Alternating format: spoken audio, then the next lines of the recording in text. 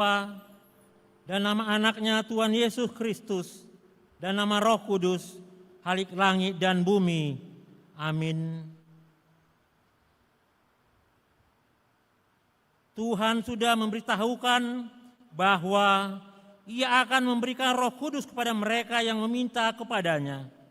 Karena demikianlah firman Tuhan, sebab aku ini mengetahui rancangan-rancangan apa yang ada padaku mengenai kamu.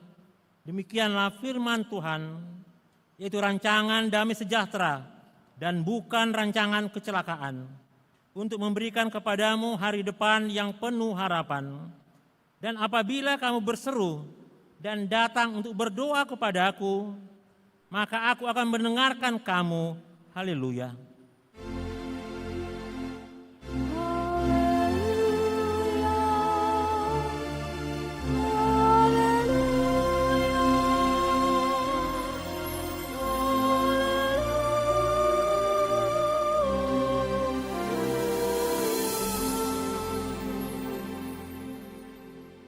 Kita berdoa, ya Tuhan Allah Bapa kami yang di sorga, Engkau tidak akan membiarkan kami piatu. Engkau akan mengutus seorang penolong dan pembimbing bagi kami. Karena dengan kemampuan kami sendiri, kami tidak akan mampu mengenal segala ketetapan-Mu guna kebaikan kami. Oleh sebab itu, pada hari yang Kau kuduskan ini, Engkau tuntun kami, supaya dengan hati yang tulus ikhlas kami menyambut kegenapan janji-Mu. Kiranya Engkau berkenan kepada kami, orang-orang berdosa ini, kuasai dan penuhilah hati kami.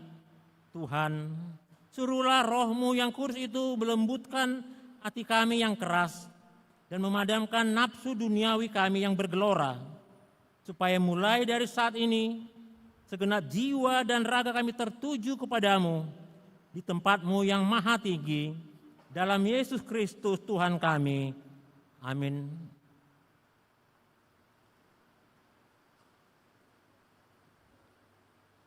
Untuk menyambut pembacaan firman Tuhan, kita bernyanyi dengan judul Berkat Kemurahan-Mu.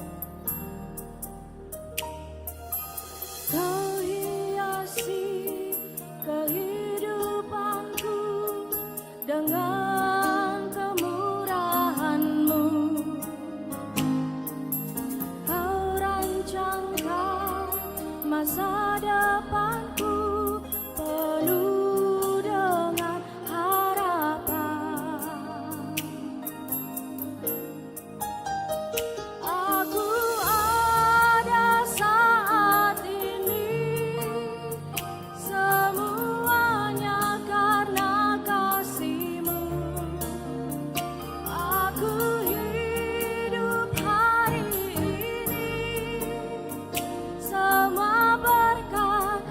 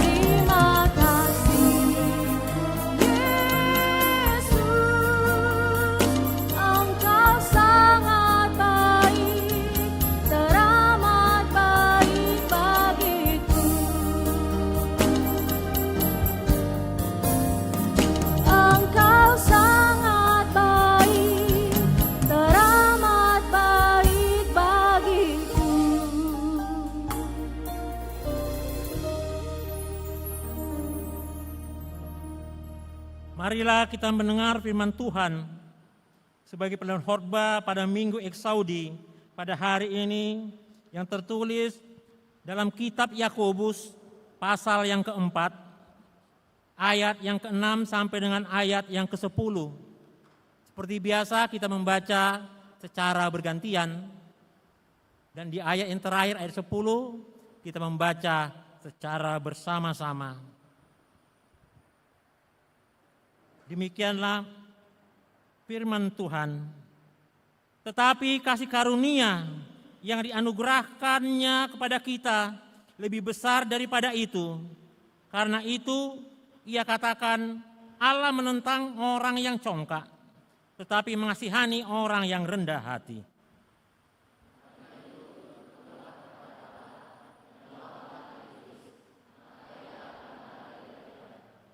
Mendekatlah kepada Allah, dan ia akan mendekat kepadamu. Tahirkanlah tanganmu, hai orang-orang berdosa, dan sucikanlah hatimu, hai kamu yang mendua hati.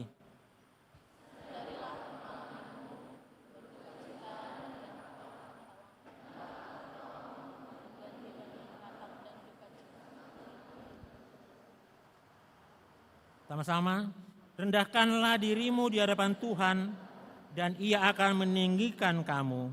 Demikianlah pembacaan firman Tuhan. Berbahagialah setiap orang yang mendengar firman Allah, yang menghayati serta mengamalkannya. Amin.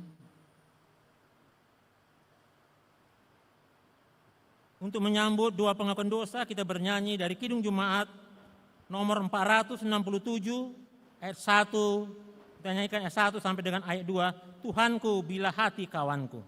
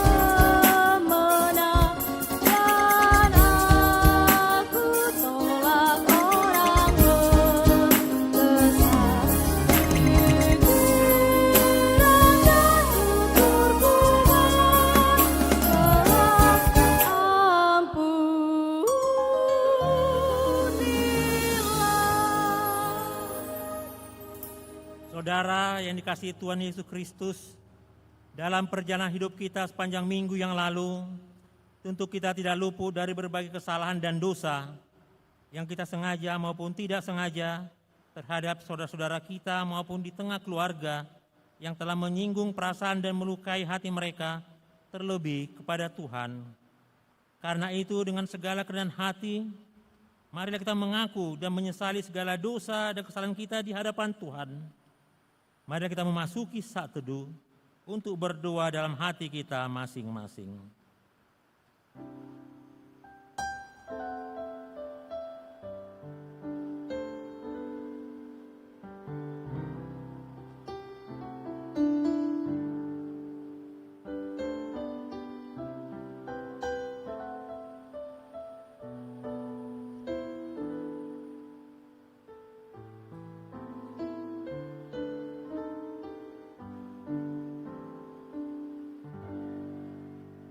Mari kita berdoa. Bapa kami yang di sorga yang maha pengasih, kami datang bersembah sujud di hadapan-Mu, mengaku dan menyesali segala dosa dan kejahatan kami.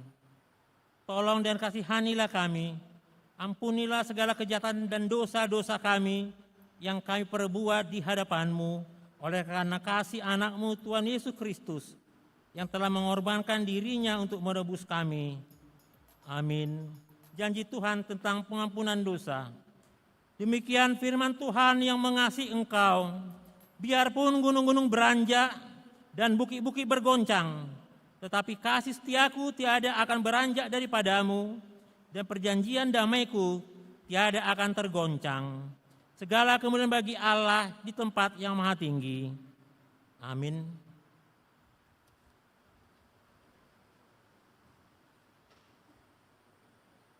Kita dengarkan paduan suara dari Zeal Kampus.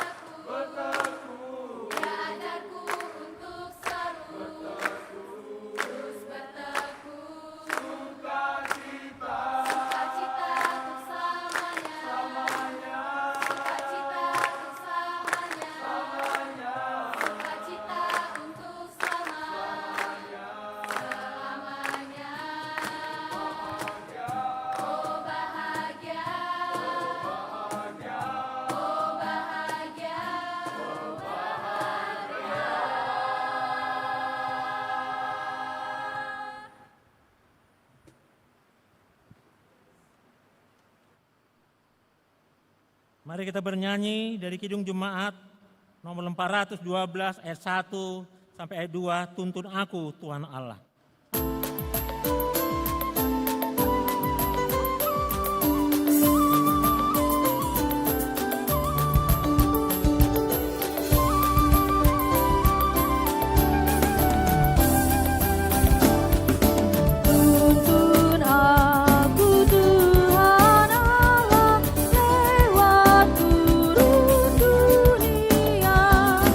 Kau perkasa dan setia.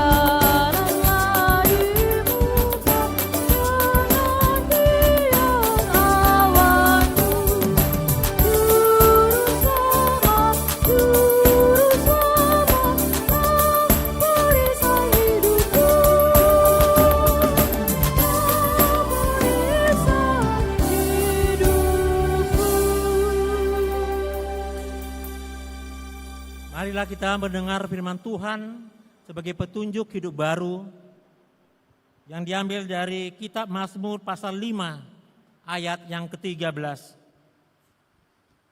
Demikian firman Tuhan, sebab Engkaulah yang memberkati orang benar ya Tuhan, Engkau memagari dia dengan anugerah-Mu seperti perisai. Demikianlah pembaca firman Tuhan, marilah kita sama-sama memohon kekuatan daripada Tuhan.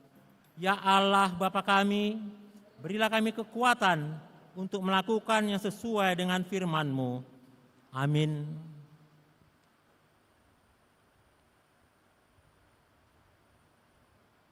Kita bernyanyi dari Kidung Jemaat nomor 388 ayat 1 dan ayat 3, Selamat di tangan Yesus.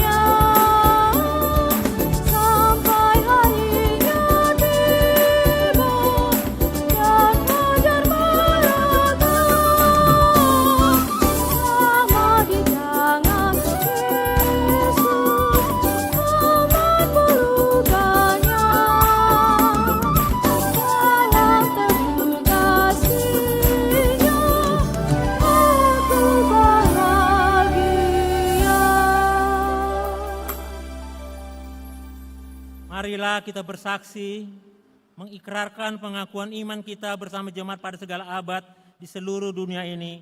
Kita sama-sama mengucapkannya. Aku percaya kepada Allah Bapa yang Maha Kuasa, Khalik langit dan bumi. Aku percaya kepada Yesus Kristus, anaknya yang tunggal Tuhan kita, yang dikandung daripada Roh Kudus, lahir dari anak darah Maria, yang menderita di bawah pemerintahan Pontius Pilatus, disalibkan, mati dan dikuburkan, turun ke dalam kerajaan maut. Pada hari ketiga, bangkit pula dari antara orang mati, naik ke sorga, duduk di sebelah kanan Allah Bapa yang Maha Kuasa, dan akan datang dari sana untuk menghakimi orang yang hidup dan yang mati. Aku percaya kepada Roh Kudus, gereja yang kudus dan am, persekutuan orang kudus, pengampunan dosa, kebangkitan daging, dan hidup yang kekal. Amin. Tambahan berita gereja pada sore hari ini. Penggalangan dana untuk pengadaan Videotron. Puji Tuhan, penggalangan dana untuk pengadaan 2 unit Videotron pada persembahan khusus di hari Minggu tanggal 10 Mei 2026 telah berjalan dengan baik dengan perolehan dana sebagai berikut.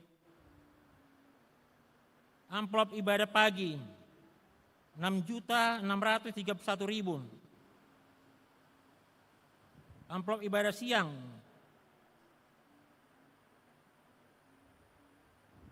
2.724.000. Ibadah sore 2 juta 2.724.000.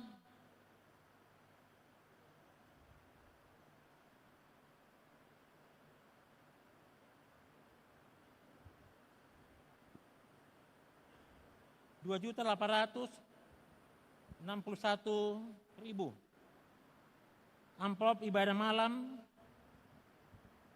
3.815.300 rupiah.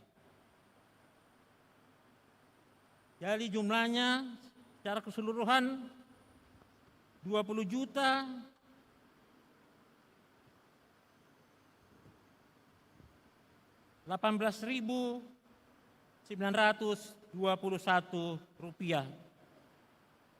Terima kasih atas partisipasi dan dukungan dari seluruh warga jemaat yang beribadah pada sesi pagi, siang, sore, dan malam pada ibadah Minggu 10 Mei 2026.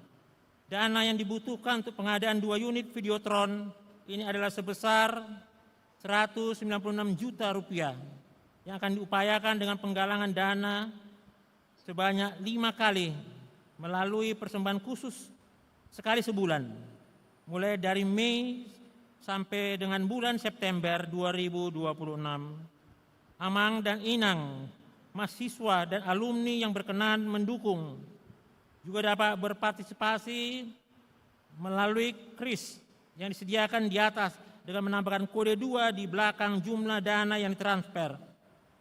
Misal 100.000, maka yang transfer adalah 100.002. Demikianlah tambahan berita gereja untuk minggu ini. Untuk menyambut sabda Tuhan, kita bernyanyi dari pelengkap Kidung Jemaat nomor 140, ayat 1 dan ayat 3, Tuhanku berjanji.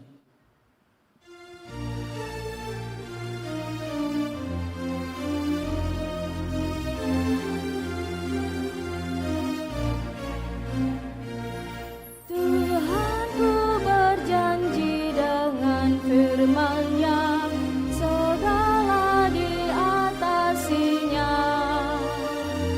Yang paling tak mungkin dimungkinkannya bagi yang beriman padanya. Tiada yang mustahil asal kuat beriman.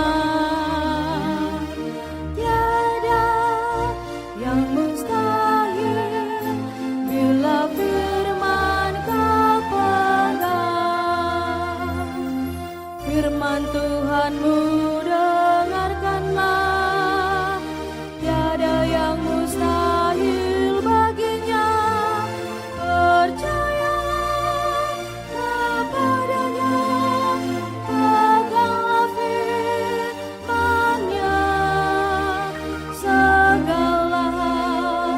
Segala hal menjadi mungkin beserta Tuhan.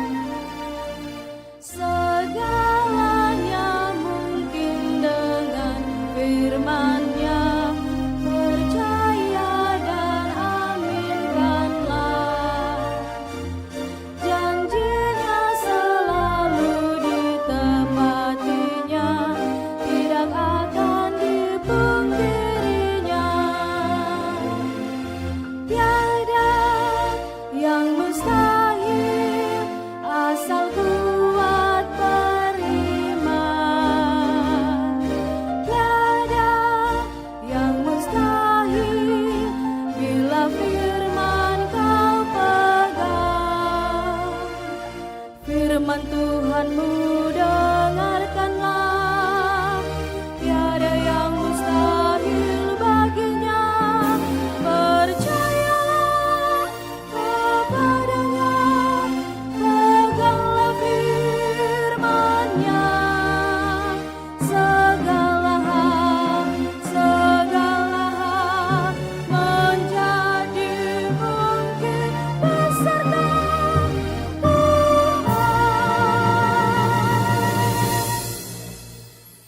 Kita berdoa.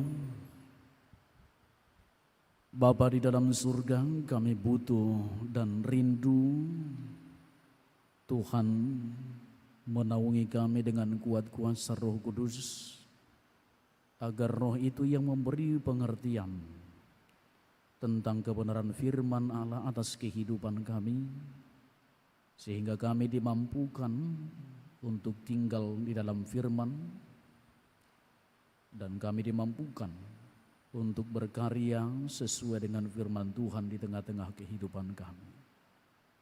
Berfirmanlah Engkau Tuhan, karena kami anak-anak-Mu telah siap untuk mendengarnya. Dalam Kristus Yesus kami berdoa, amin. Shalom bagi kita semua. Bapak Ibu Saudara yang dikasihi dalam Tuhan Yesus Kristus, firman Tuhan yang menyapa kita pada minggu ini dalam minggu Eksaudi berbicara dari Bilangan pasal yang ke-6 ayat yang ke-22 sampai dengan ayat yang ke-27. Saya akan bacakan untuk kita semua, mari kita dengarkan ucapan berkat imam. Tuhan berfirman kepada Musa, berbicaralah kepada Harun dan anak-anaknya, beginilah harus kamu memberkati orang Israel, katakanlah kepada mereka, Tuhan memberkati engkau dan melindungi engkau. Tuhan menyinari engkau dengan wajahnya dan memberi engkau kasih karunia. Tuhan menghadapkan wajahnya kepadamu dan memberi engkau damai sejahtera. Demikianlah harus mereka meletakkan namaku atas orang Israel, maka aku akan memberkati mereka. Demikian pembacaan firman Tuhan. Bapak Ibu Saudara yang dikasihi dalam Tuhan Yesus Kristus, firman Tuhan yang menyapa kita dari kitab Bilangan ini adalah sesuatu yang sangat berharga atas kehidupan kita, walaupun memang setiap minggu rata-rata di gereja-gereja Protestan kita mendengarkan berkat ini dalam penutupan ibadah. Namun yang menjadi hal yang perlu kita perhatikan yang pertama adalah kitab Bilangan ini dituliskan pada masa penyusunan kepemimpinan, keimaman, ibadah di tengah-tengah bangsa Israel yang baru keluar dari tanah Mesir menuju tanah Kanaan, dan mereka konteksnya ini adalah berada di daerah padang gurun Sinai. Lalu dalam perjalanan untuk menapaki dari gurun Sinai sampai ke tanah Kanaan, maka Allah mempersiapkan mereka menjadi sebuah bangsa yang teladan, menjadi sebuah bangsa yang menjadi contoh atau yang menjadi tiruan bagi bangsa-bangsa yang ada di sekitarnya nantinya, atau bisa dikatakan bangsa Israel ini dipersiapkan untuk menjadi patron bagi bangsa-bangsa lain dalam hal persekutuan dengan Tuhan, dalam hal moralitas dan kualitas diri. Itu yang diarahkan oleh Tuhan melalui kitab Bilangan ini, sehingga ada penghitungan angka-angka, jumlah-jumlah daripada keturunan bangsa Israel, apakah yang sudah dewasa, yang bermarga ini, semua akan dihitung dan akan ditetapkan porsi atau tugas masing-masing. Lalu Bapak Ibu Saudara yang dikasihi, kita melihat bahwa berkat ini adalah perintah yang diberikan oleh Tuhan kepada Musa, namun yang menyampaikan berkat itu bukanlah Musa, melainkan Harun. Sehingga cenderung berkat ini disebut dengan berkat Harun atau berkat imam di tengah-tengah komunitas bangsa Israel. Bapak Ibu Saudara yang dikasihi dalam Tuhan Yesus Kristus, dalam persiapan untuk menuju tanah Kanaan, tentu ada banyak pergumulan yang akan mereka lalui. Ada banyak ketakutan-ketakutan yang akan mereka hadapi di tengah-tengah kehidupannya, atau bahkan perjalanan menuju tanah Kanaan itu adalah sebuah bayangan yang tidak memiliki ketidakpastian di tengah-tengah kehidupan bangsa itu sendiri. Itu makanya dalam kitab Bilangan ini kita diingatkan melalui hal ini, Bapak Ibu, saudara yang dikasihi dalam Tuhan Yesus Kristus, kita memperhatikan bahwa Allah sedang mempersiapkan bangsa Israel berjalan menapaki padang gurun, menapaki kesulitan, menapaki musuh-musuh yang akan menggoncang perjalanan kehidupan mereka, supaya mereka gagal dalam misi Allah di tengah-tengah kehidupannya. Lalu yang berikut yang kita lihat adalah di tengah-tengah kehidupan bangsa Israel itu yang begitu banyak persepsi yang bersinggungan tentang apakah mereka akan sampai, apakah ini janji ini adalah janji kepastian, apakah mereka akan berakhir di dalam perjalanan itu sendiri atau tidak, sampai untuk melihat kenyataan yang dijanjikan oleh Tuhan. Nah, Bapak Ibu Saudara yang dikasihi dalam Tuhan Yesus Kristus, konteks yang dihadapi bangsa Israel itu tidak jauh beda dengan pengalaman kita di dalam komunitas kehidupan kita di zaman sekarang ini. Perhatikan Bapak Ibu, dunia yang kita hadapi dengan berbagai gejolak ekonomi, politik, perang yang semakin mencuat, dan persaingan teknologi yang semakin meningkat dan menunjukkan kebolehan masing-masing, itu menggambar di tengah-tengah kehidupan kita akan kemana nanti arah daripada dunia yang kita huni ini. Sehingga kita mungkin ada yang takut atau mengalami ketidakpastian di tengah-tengah kehidupan. Bukan hanya itu, ketika kita menghadapi goncangan ekonomi atau mengalami persaingan bisnis yang sekarang semakin tajam, coba kita bayangkan dari zaman dulu orang-orang yang memegang bisnis itu sudah terhanyut dalam dunia yang real, namun sekarang harus diperhadapkan dengan dunia yang maya.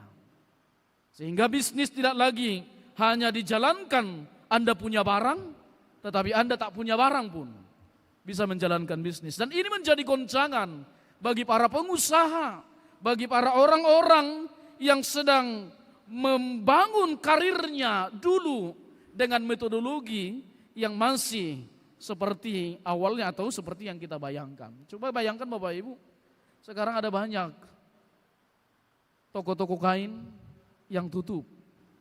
Ada banyak toko-toko barang-barang atau termasuk alat-alat mekanik yang juga tutup. Karena kenapa? Kita bisa langsung akses kepada distributor yang lebih besar dan mungkin harga yang lebih murah, sehingga sampai barang itu kepada kita dengan gampang. Sehingga ini mungkin bisa menggoyang paradigma-paradigma dulu. Lalu ini juga menggoyang kita Bapak Ibu Saudara yang dikasihi dalam Tuhan Yesus Kristus. Kalaulah sekarang kita melihat perkembangan teknologi, kita sudah berada di dalam era digitalisasi ini. Kegoyangan kita dalam era digitalisasi adalah kalau kita tidak punya kemampuan dalam IT, akan susah kita membedakan mana informasi yang benar dan mana informasi yang palsu. Sebab editing sudah bisa mirip dengan kenyataan. AI sudah menjawab segala kebutuhan manusia dalam berbagai bentuk dan berbagai persoalan. Jadi kalau kita tidak mempersiapkan diri dengan ini, akan ada banyak pergumulan-pergumulan yang kita hadapi. Dan inilah tantangan yang kita hadapi sekarang. Mungkin di zaman Musa dan Harun tidak seperti itu, tetapi tidak jauh bedanya, hanya persoalan teknologinya, tetapi reaksinya hampir mirip, kita mengalami ketakutan dan kecemasan. Bapak Ibu Saudara yang dikasihi dalam Tuhan Yesus Kristus, dalam dunia yang penuh dengan kecemasan ini, dalam dunia yang penuh dengan ketakutan, dan dunia yang penuh dengan berbagai macam kesulitan yang kita hadapi. Kita mengalami ketidakpastian, tetapi firman Tuhan mau meneguhkan kita hari ini bahwa di dalam Tuhan ada kepastian dan jaminan kehidupan. Di dalam Yesus ada jaminan hidup, Bapak Ibu. Karena kalau itu Bapak Ibu, kalau ekonomimu sedang goyang, merasa bahwa dia ada jaminan di sana, datang kepada Yesus. Ada jaminan yang akan Anda peroleh di sana. Kalau pasanganmu tidak memberi kenyamanan bagimu, kalau pasanganmu justru mengkhianati dalam kehidupanmu, datanglah kepada Yesus, datang kepada Tuhan dengan jaminan Tuhan dalam berkat-Nya ini. Kita akan diteguhkan untuk menjalani persoalan. Apakah kuliah Anda juga sedang bermasalah? Itu juga ada jawaban di dalam tangan Tuhan melalui khotbah kita hari ini. Bapak Ibu Saudara yang dikasihi dalam Tuhan Yesus Kristus, kita melihat bagaimana konteks bangsa Israel tadi di tengah-tengah kehidupannya. Lalu kita mau melihat dalam persoalan yang muncul tadi, lalu berbicaralah kepada Harun dan anak-anaknya, beginilah harus kamu memberkati orang Israel. Katakanlah kepada mereka, Tuhan memberkati. Yang pertama, Tuhan memberkati. Bapak Ibu Saudara, adakah di antaramu yang tidak menginginkan berkat Tuhan? Saya kira siapa yang mau diberkati? Semua orang pasti angkat tangan, saya mau diberkati. Siapa yang ingin diberkati? Semua orang akan berbondong-bondong mengatakan, saya ingin menerima berkat dari Tuhan. Lalu bagaimana pandangan berkat dalam kitab bilangan ini? Berkat yang bagaimanakah yang mau disampaikan kitab bilangan? Dan bagaimanakah supaya kita memperoleh berkat itu melalui kitab bilangan ini, dalam ajaran kitab bilangan ini Bapak Ibu? Yang pertama kita melihat bahwa berkat ini adalah berkat teosentris, yang bersifat teosentris namanya. Atau berkat ini terpusat dan bersumber kepada Allah. Maka siapa yang mau diberkati haruslah berpusat kepada Allah. Haruslah memfokuskan dirinya kepada Tuhan, sumber dan asal muasal dari berkat itu sendiri. Sehingga ada banyak orang yang ingin menerima berkat Allah, tetapi dia tidak mau menghadapkan dirinya, atau dia tidak mau berpusat kepada Allah di tengah-tengah dunia ini. Dia tidak memusatkan hatinya, pikirannya, dan karyanya kepada Tuhan, tetapi rindu berkat Allah. Maka hari ini Bapak Ibu Saudara, mari kita arahkan supaya hidup kita ini terpusat kepada Allah. Lalu berkat Allah yang teosentris itu dijawab dalam Rom pasal yang ke-11 ayat yang ke-36. Sebab segala sesuatu berasal dari Allah, dan dari Allah dan kepada Allah, bagi Dialah kemuliaan sampai selama-lamanya. Maka berkat yang kita terima dari Tuhan harus tetap senantiasa kembali kepada Allah. Dengan cara apa? Dengan cara hidup, cara dan karya kita berkenan bagi Allah. Itu yang diharapkan melalui berkat yang kita terima. Lalu berkat itu juga di tengah-tengah kehidupan kita Bapak Ibu Saudara, tidak untuk hanya dinikmati oleh personal diri kita. Lalu ketika kita menerima berkat, maka kita juga harus menyalurkan berkat. Itu makanya janji Allah kepada Abraham, itu juga dalam berkat yang diterimanya, itu harus menjadi realita di tengah-tengah kehidupan kita yang mengatakan, aku akan memberkati engkau, dan olehmu semua kaum di muka bumi akan beroleh berkat. Maka ketika Bapak Ibu diberkati, ingat juga menjadi berkat bagi orang lain. Jadi berkat itu tidak hanya berhenti di kita. Saya selalu menyebut di setiap berkat yang Anda terima, kalau ini finansial misalkan, kalau kita berbicara dalam analogi pikiran kita ini finansial. Ketika Anda menerima berkat, Di dalam berkat yang Anda terima itu, ada Tuhan titipkan jatah yang Anda harus salurkan kepada orang lain. Kalaulah gereja-gereja, kalaulah agama tetangga kita mengatakan bahwa dalam setiap berkat yang dia terima, maka dia harus memberikan ada dua bentuk amal dalam bentuk zakat, zakat fitrah dan zakat sunnah, maka kita akan berbicara ketika kita punya berkat dari Allah, kita akan membagi berkat itu. Sebab Tuhan berkata ada lebih berbahagia yang memberi daripada menerima. Belajarlah untuk membagi berkat dengan orang lain, karena itu akan menjadi sukacita di tengah-tengah kehidupan kita.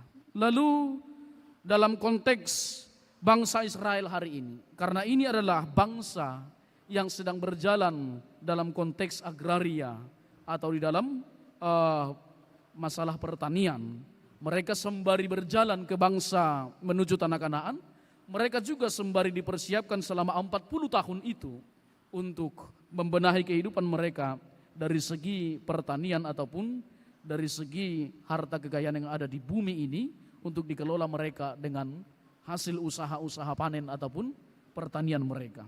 Lalu berkat ini mencakup ada beberapa hal. Dalam berkat yang disampaikan oleh Allah melalui firman ini, maka yang dijamin ada beberapa hal. Yang pertama, ada jaminan perlindungan, di mana Allah melindungi umatnya. Artinya Allah itu sering disebut dalam perjanjian lama menjadi benteng pertahanan. Maka ketika disebut benteng, Allahku benteng yang teguh, maka itu adalah gambaran bahwa Allah melindungi umatnya. Artinya Allah ini seperti memagar kehidupan bangsa Israel supaya terjamin perjalanan kehidupannya sampai kepada tanah perjanjian. Bapak Ibu, hidup Anda dilindungi oleh Tuhan. Ketika Anda mendekatkan diri kepada Allah, maka jaminan kehidupan itu, perlindungan itu Anda terima. Maka Anda berjalan ada dalam perlindungan Allah sampai kepada rencana dan janji kepastian yang telah diarahkan kepada kita. Persoalannya kita mau ikut berjalan bersama dengan Tuhan. Lalu yang kedua, masalah berkat yang disampaikan di sini adalah janji tentang kesuburan, yaitu masalah berkat ekonomi. Maka ekonomi mereka akan dijamini oleh Allah. Itu makanya mereka akan dihantar kepada kesuburan itu sendiri ke tanah Kanaan, di mana tanah itu adalah tanah yang terberkati. Yang ada di sana adalah susu dan madunya katanya. Artinya banyak kelimpahan berkat. Kesuburan tanah itu secara agraria itu dijamin oleh Tuhan. Lalu setiap apa yang dipegang atau dikerjakan mereka, itu ada pertumbuhan dan ada hasil, ada perolehan kemakmuran di tengah-tengah kehidupannya. Saya tidak mau mengatakan bahwa berkat yang mau dimaksud oleh Allah adalah seperti teologi sukses. Maka ketika kita mengikut Allah semuanya menjadi kaya raya. Bukan ke situ arahnya. Tetapi ada jaminan di sana. Persoalannya Allah memberi jaminan ekonomi, jaminan finansial atas kehidupan kita. Tetapi terkadang kita merasa kurang. Itu yang membuat kita akhirnya tidak mengenal Allah dalam berkatnya. Cenderung ketika kita diberkati Allah, ketika kita dapat finansial, tidak bisa mensyukuri finansial yang kecil, selalu ingin melebihi batas yang telah ditentukan oleh Tuhan. Sehingga itu yang membuat kita cenderung jatuh ke dalam dosa dalam berkat itu. Itu makanya orang Israel ketika diberkati oleh Tuhan, mereka juga jatuh dan menjauh dari Tuhan. Setelah disampai di tanah Kanaan, setelah mereka makmur, mereka lupa akan Tuhan. Lalu Bapak Ibu, yang berikut dalam berkat yang disampaikan adalah Allah adalah ada di sana damai. Maka ketika kita menerima berkat Allah Bapak Ibu, ketika kita merasa bahwa segala sesuatu yang ada di dalam hidup kita ini bersumber dari Allah, maka akan ada damai di tengah-tengah kehidupan kita. Kita akan terasa damai. Itu makanya kita Amsal mencatat, saya lupa catatan teksnya, tapi dikatakan demikian.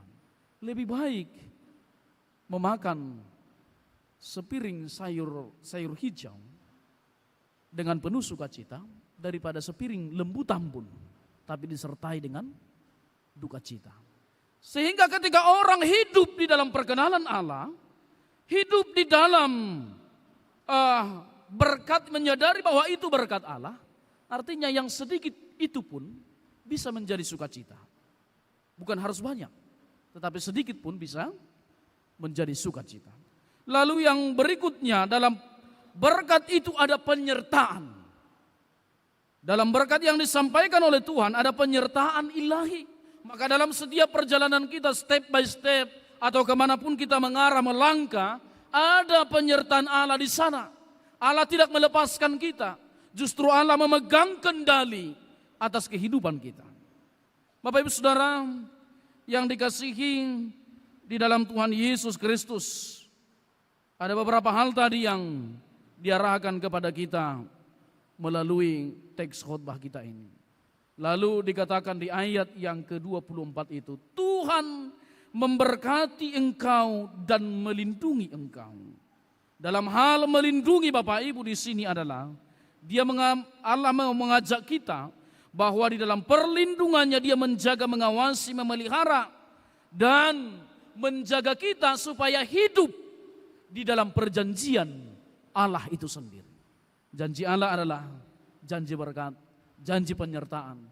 Maka janji itu juga dicetuskan oleh Yesus sebelum naik ke surga.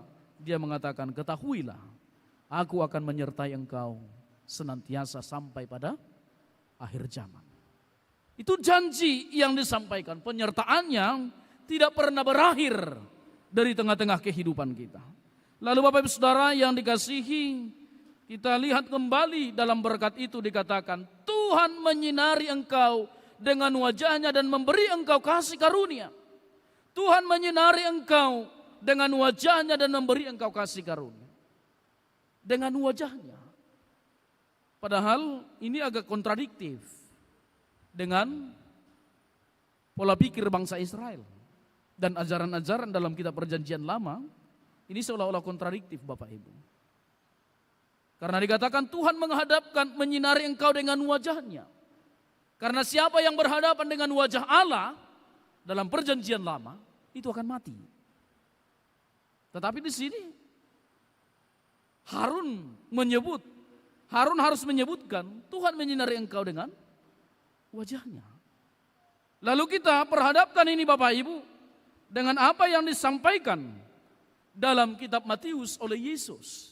Dalam Matius 5 ayat yang ke-8 Yesus mengatakan, berbahagialah orang yang suci hatinya, karena mereka akan melihat Allah. Kalau itu kita perhadapkan, tentu sekali kita bisa dapat paham apa yang disampaikan oleh Tuhan melalui Harun kepada bangsanya, menyinari engkau dengan wajahnya dan memberi engkau kasih karunia. Itu artinya bahwa di dalam tradisi perjanjian lama, sebelum menghadap Allah, kita harus menguduskan diri supaya kita tidak dihancurkan oleh kekudusan Allah itu karena keberdosaan kita. Itu makanya selalu ada korban penghapusan dosa dan korban pendamaian. Maka untuk menghadap Allah perlu kekudusan. Perlu kita menjaga sikap atau menjaga cara dan gaya hidup kita di tengah-tengah kehidupan ini. Itu makanya kalau kita baca kitab bilangan tadi dari bilangan 6 ayat 22 itu, sebelum itu sudah diarahkan terlebih dahulu di bilangan 6 dan sebelumnya juga, itu adalah arahan tentang bagaimana hidup kudus, bagaimana makanan haram dan tidak haram, bagaimana tentang bercacat atau tidak bercacat. Lalu ditutuplah dengan berkat ini. Ketika orang sudah hidup kudus, maka berkat Allah mengalir atas kehidupannya. Lalu kita melihat dalam teks ini, kita mau diarahkan dengan satu hal. Berkat Allah akan menyusul ketika Bapak Ibu mau hidup kudus di hadapan Tuhan. Ini menjadi petikan bagi kita. Cuman persoalannya, masih maukah kita menjaga hidup kudus? Pergumulan kita sekarang masih sangat-sangat, kita tidak lagi menghargai kekudusan Allah di tengah-tengah kehidupan kita. Kalau Anda menghargai kekudusan Allah, Anda akan berpaling kembali dengan teks Alkitab yang mengatakan, ingatlah bahwa tubuhmu adalah bait Allah. Maka Anda akan menjaga kekudusan hidup dan tubuh Anda supaya tidak tercemar kemana-mana. Sehingga Rom pasal yang ke-12 ayat yang pertama itu bisa terjadi atas kehidupan kita. Persembahkanlah tubuhmu sebagai persembahan yang kudus dan berharga di hadapan Tuhan. Itulah ibadahmu yang sejati. Bapak Ibu Saudara yang dikasihi dalam Tuhan Yesus Kristus, kita melihat ini pentingnya ada kekudusan dalam kehidupan kita. Maka dikatakan, mana mungkin kita akan bertemu dengan Tuhan dalam kecongkakan atau dengan kekotoran kita. Itu makanya kalau kita baca tadi dalam epistel kita dalam Yakobus 4 ayat yang ke-6 sampai dengan ayat yang ke-10 itu dikatakan di sana, Bapak Ibu, tahirkan dulu tanganmu. Kan dikatakan di sana, sucikan hatimu, lalu datanglah menghadap Tuhan. Tunduklah kepada Tuhan, tahirkan tanganmu, sucikan hatimu. Artinya, upayakan bahwa pekerjaanmu, karyamu, pikiranmu tidak menodai imanmu di hadapan Tuhan. Itu harus diupayakan. Supaya kita benar-benar bisa menghadap Allah dalam kekudusan itu, sebab Allah adalah kudus. Itu makanya di sini Tuhan menyinari engkau dengan wajahnya dan memberi engkau kasih karunia. Itu anugerah. Maka ketika dikatakan Tuhan menyinari engkau dengan wajahnya dan memberi engkau kasih karunia, berkat itu adalah anugerah Allah, pemberian Allah, dan pemberian Allah itu akan kita terima ketika kita datang menghadap Allah dengan kekudusan kehidupan. Bersihkan dirimu. Selesaikan perkara-perkara yang tidak beres. Kalau Anda sudah hidup dalam perzinahan, kuduskan dirimu, datang mengaku kepada Tuhan. Kalau Anda sudah hidup dalam ketamakan, maka datang kepada Tuhan, minta ampun kepada Tuhan. Lalu Tuhan akan menguduskan kehidupan kita. Sebab kita tidak bisa menguduskan hidup kita hanya ketika datang kepada Tuhan. Disitulah kita mengalami kekudusan itu sendiri. Bapak Ibu Saudara yang dikasihi dalam Tuhan Yesus Kristus, lalu kita melihat kembali ketika dikatakan bahwa kasih karunia Allah itu akan kita terima dalam kehidupan kita dalam kemurahan dan penyertaannya. Lalu dikatakan di ayat yang berikut 26, Tuhan menghadapkan wajahnya kepadamu dan memberi engkau damai sejahtera. Ada salum. Setiap kita selalu berbicara salum. Ada rumah, tulisannya di pintu, salum. Damai sejahtera. Lalu bagaimana damai sejahtera ini akan tercapai, akan terarah kepada kita? Ketika berkat itu disampaikan, damai sejahtera bagimu, salom bagi saudara. Maka berkat atau salom itu akan terjadi atas kehidupan kita ketika kita menerima Allah dalam kekudusannya di tengah-tengah kehidupan kita. Lalu damai sejahtera itu Bapak Ibu bukan berarti kita tanpa konflik. Tetapi ketika kita berkonflik, ada titik temu yang memperdamaikan. Ketika kita berdebat, ada jalan yang menghubungkan antara kita di dalam kasih Tuhan. Sehingga terjadilah damai sejahtera atau salom itu di tengah-tengah kehidupan kita. Lalu Bapak Ibu Saudara, agak berbeda lagi. Datang Yeremia menampilkan hal yang berbeda. Lalu Yeremia menyebut dalam Yeremia 29 ayat yang ke-7. Berdoalah untuk kesejahteraan kota kemana kamu akan kubuang.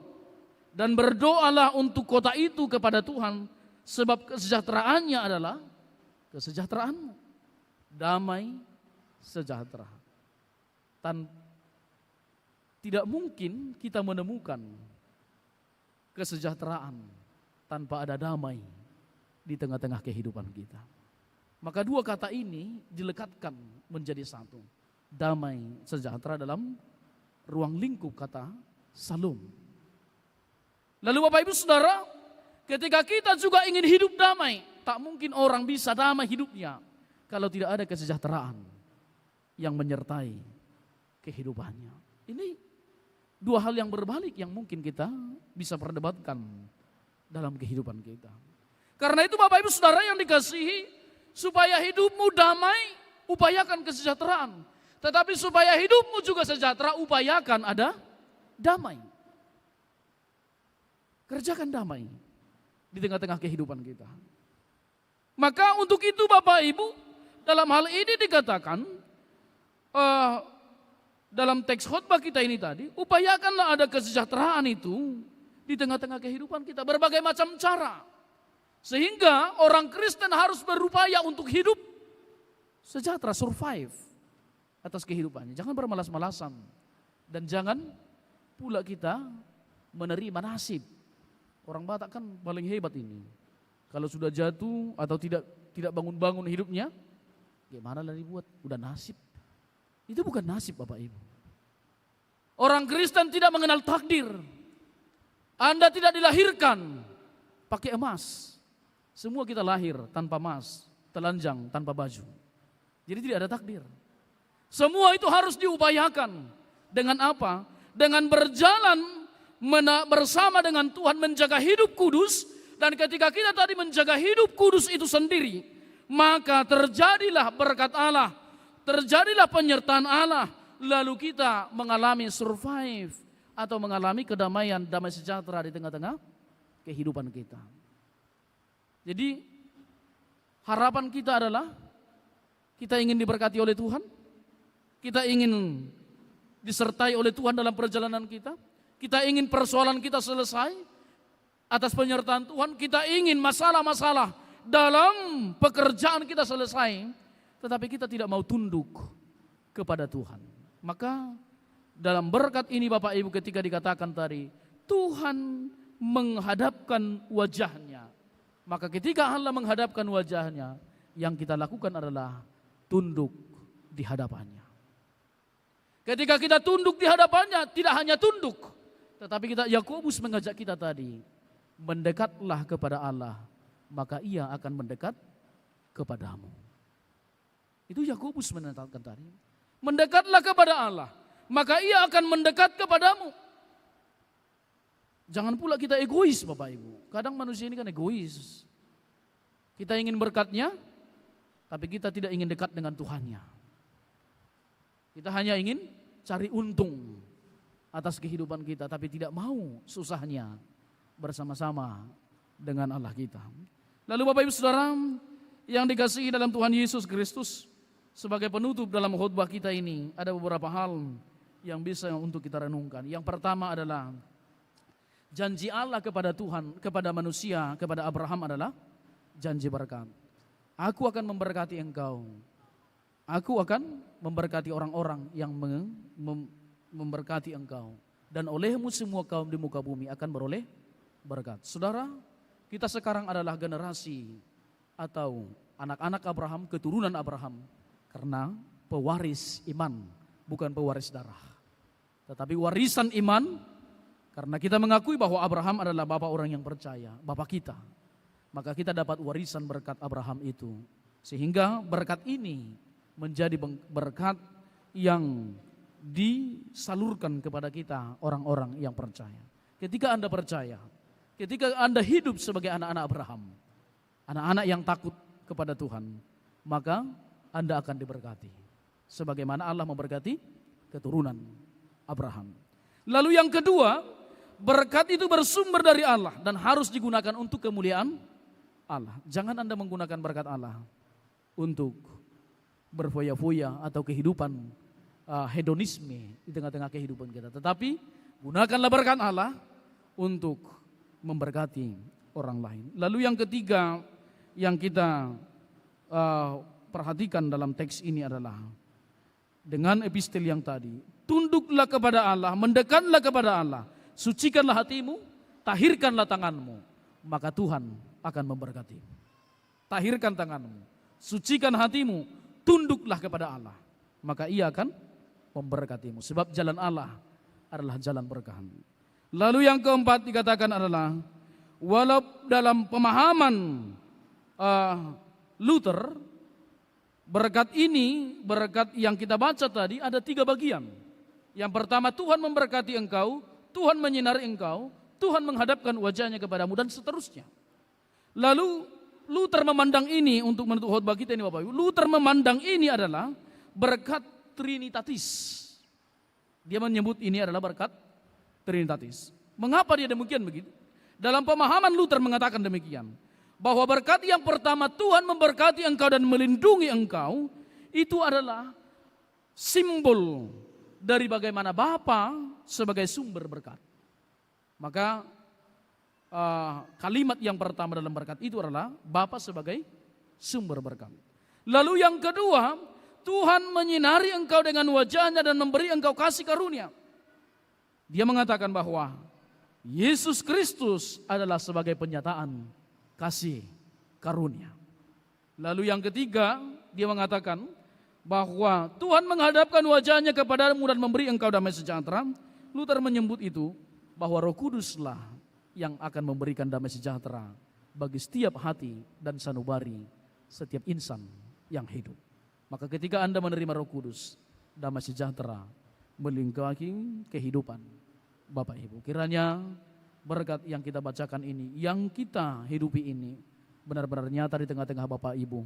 Anda diberkati dalam usaha, Anda diberkati dalam studi, Anda diberkati dalam profesi Anda, apapun pekerjaan, supaya Tuhan dimuliakan atas kehidupan kita. Amin, kita berdoa.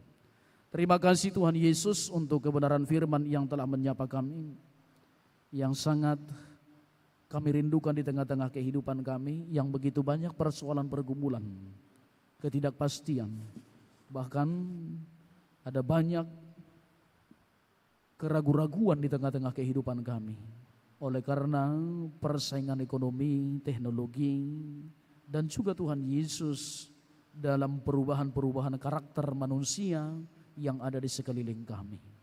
Tuhan, kami mohon berkat-Mu melimpahi kehidupan kami. Ketika Tuhan memberkati bangsa Israel untuk menuju tanah Kanaan, kami semua sedang dipersiapkan menuju tanah Kanaan masing-masing. Berkati dan tolonglah kami. Biarlah Tuhan memberkati, melindungi, menghadapkan wajah kepada kami, supaya kami ada dalam penyertaan kasih karunia Tuhan. Dan ajar kami untuk tetap menjaga hidup kudus di hadapan Allah yang Maha Kudus. Dalam nama Yesus kami berdoa. Amin.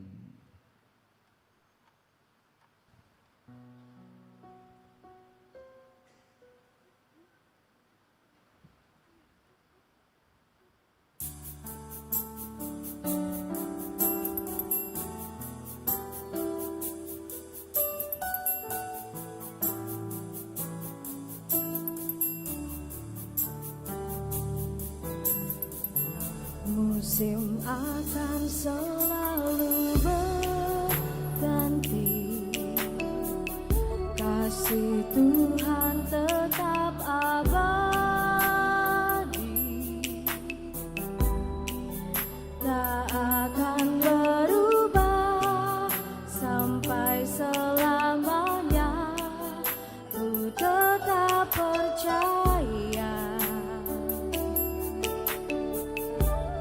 yakin Tuhan memberkati, yakin Tuhan melindungi, burung di udara Tuhan pelihara, karena kasih-Nya. Tuhan selalu menolongmu, selalu menjagamu, sehelai di rambutmu tak akan terjatuh tanpa seizinnya.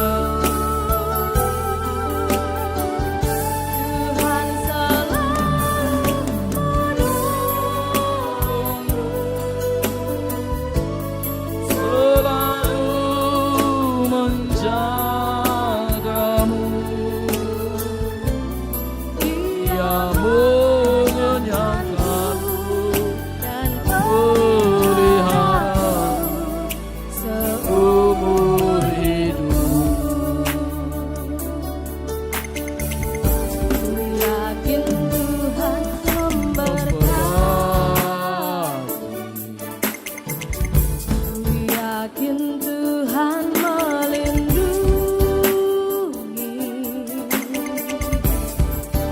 burung di udara, Tuhan pelihara karena kasih-Nya. Tuhan selalu menolongku, selalu menjagaku, sehelai di rambutku tak akan terjatuh tanpa seizinku. Tuhan selalu menolongku, selalu menjagaku. Dia mengenyangkanku dan peliharaku seumur hidupku. Dia mengenyangkanku dan peliharaku seumur hidup.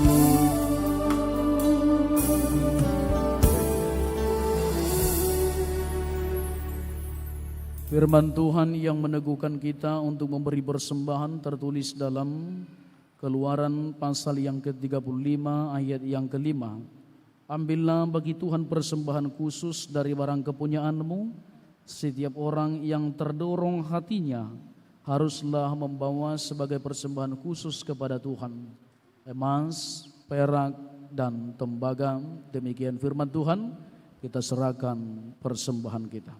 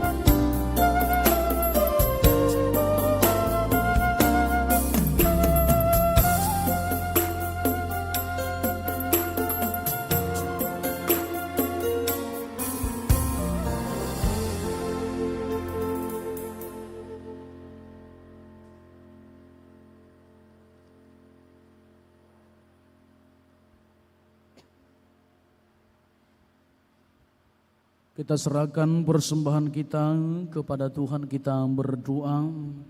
Ya Allah Bapa kami yang ada di surga, kami mengaku dengan setulus hati, Engkaulah sumber segala berkat dan karunia dalam hidup kami. Di sini kami mempersembahkan kurban syukur kami kepadamu. Terimalah persembahan umat-Mu dan berkatilah menjadi alat kesaksian, persekutuan dan pelayanan jemaat-Mu ini. Jadikanlah hidup kami persembahan yang berkenan kepadamu, dan pakailah hidup kami untuk turut menghadirkan tanda-tanda kerajaan-Mu, kasih, keadilan, damai sejahtera, dan sukacita. Bukalah hati kami oleh Roh Kudus-Mu, agar kami senantiasa mengucapkan syukur kepadamu, di dalam nama Yesus Kristus Tuhan kami. Amin. Ya Bapa, terima kasih yang sudi Kau memberi kepada ciptaan-Mu berkat dan rejeki, tiada Teruraikan kasih-Mu yang besar, terpujilah Kau Bapa, Rahmani dan Jabat.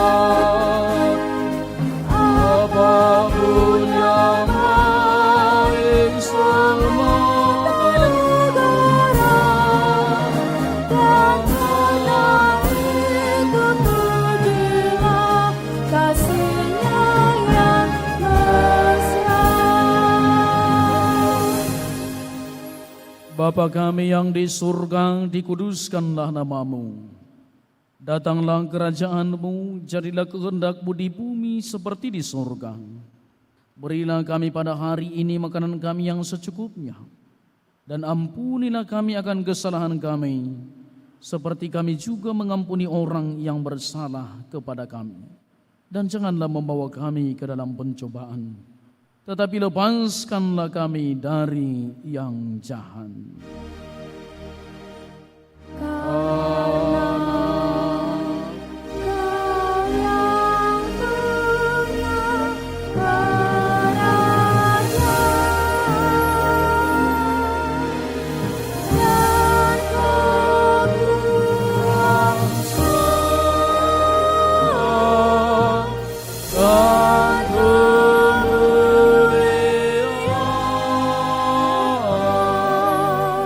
Sampai selama-lamanya.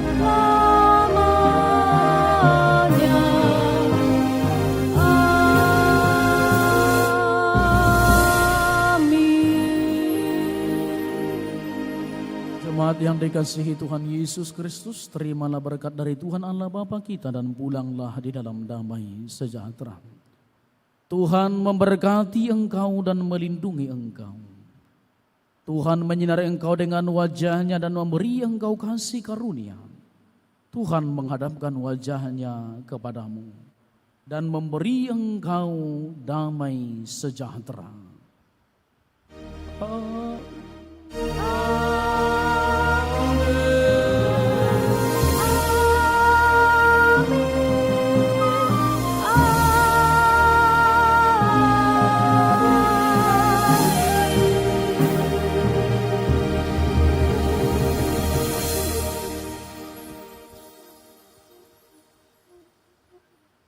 Shalom Bapak Ibu, selamat hari Minggu.